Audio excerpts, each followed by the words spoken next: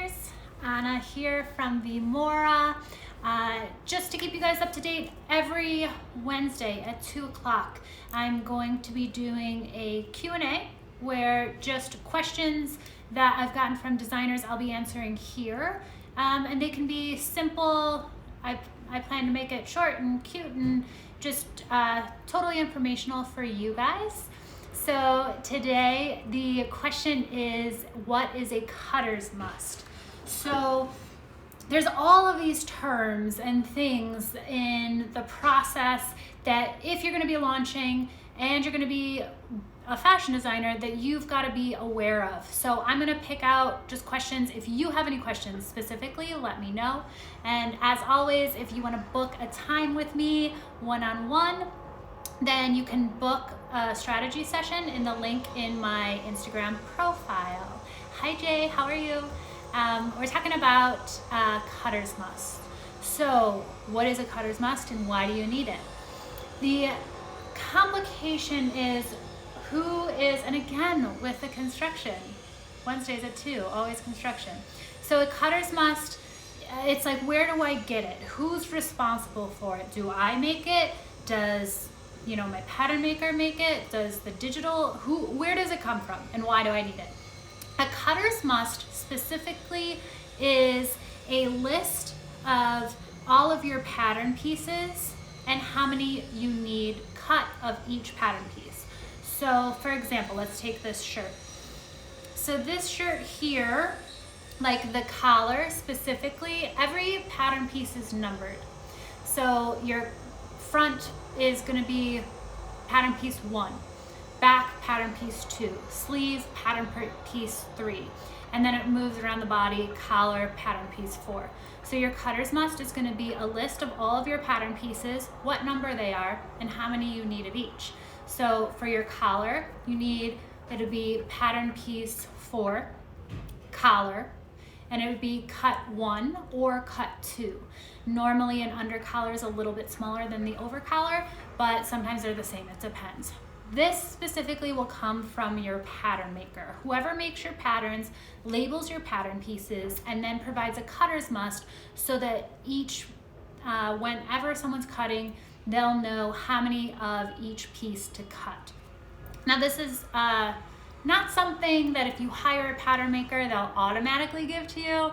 It's normally something that we have to hunt down, and before we pick up a pattern, we have to make sure that the cutter's must is included. The pattern maker, normally they'll just hand you the pattern and say your pattern's complete. But it's not complete without this cutter's must. So you want to make sure that your pattern maker provides the cutter's must before you pick up the pattern. Now, let's say you have a bunch of patterns, you don't have a cutter's must. You can physically go through your patterns and do this yourself. The pattern pieces need to be labeled, and whoever made your pattern at the very least probably, hopefully, put on the pattern piece cut 2, cut 1, and labeled every single one of your patterns. So you can make it yourself if you're in a position where you have your patterns, you don't have the cutter's must, and that's just going through your pattern pieces, making a list of what is each pattern, and how many you need for each. So like a sleeve, for example, it's 1 pattern piece, sleeve number 5, cut 2. It's just a list of all of those. Now, why is this important? So this is specifically important because when you go to take your pattern and you go to get it digitized, I would strongly suggest using a digital platform for your grading, because to do it by hand takes forever, and there's a lot of room for error when you're doing it manually. The digitizer takes your pattern and they scan it into either, there's Electra, there's a bunch of different platforms that will digitize your patterns. So they scan it and they put it in, and then based off of your cutter's must, they're able to make a marker. So now a marker is 1 large piece of paper, and it's not something like if you were to give your patterns to your manufacturer, just your patterns, and the sleeve said cut 2, they would either have to fold your fabric to cut two at the same time, or they'd have to trace that sleeve and make two pattern pieces. So you want to avoid, they're not going to do it. The factory is just not going to do it. They're going to want a marker. So on that marker, it's one sheet of paper, and it would have two sleeves that would be flipped because there's a right sleeve and a left sleeve. They're not the same. There'll be a front, there'll be two collars, and it's all of your pattern pieces. It's kind of like a Tetris on one piece of paper of all of your pattern pieces laid out as efficiently as possible so you're not wasting any fabric. Now, if your digitizer doesn't have that cutter's must, they're not going to know. I mean, yes, they could probably figure it out, but again, they're not going to want to. So you provide them with the cutter's must to let them know two sleeves, two collars, one front, one back. You have a binding piece. How many bindings do you need?